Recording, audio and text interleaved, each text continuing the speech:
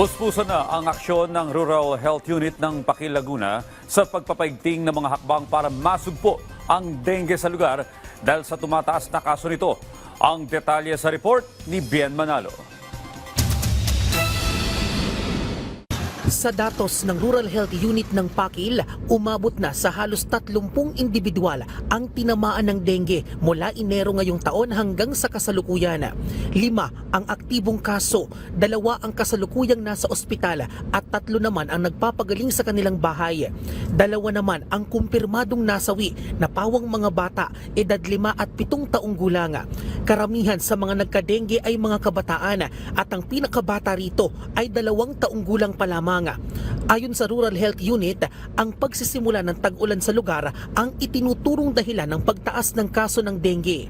Dahil dito, inilagay na sa state of emergency ang buong munisipalidad. Ibig sabihin, naglaan ng pondo ang lokal na pamahalaan para paigtingin ang mga hakbang sa pagsugpo ng dengue, gaya ng pagbili ng fogging machines at kemikal na magagamit sa pagpuksa sa pinamamahayan ng mga lamok.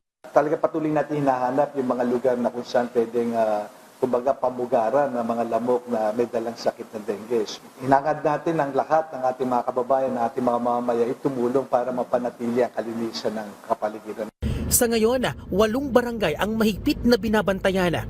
Tiniyak naman ng Pakil LGU na nakahanda silang magpaabot ng tulong sa pamilya ng mga nasawi dahil sa dengue. Samantala, puspusa naman ang RHU sa pagpapaigting ng information dissemination sa mga komunidad para masugpo ang dengue.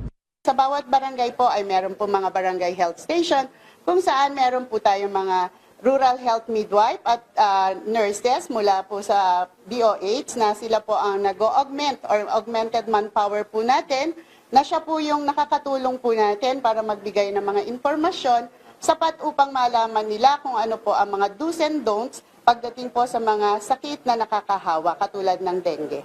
Si Nanay Cora, todo ingat na ang ginagawa sa pagpapanatili ng kalinisan para makaiwas sa dengue, lalo pa at may mga anak at apo siyang minor de edad. Ang ginagawa po namin sir, sa mga bote po, nilalagay po namin sa mga plastic po yun.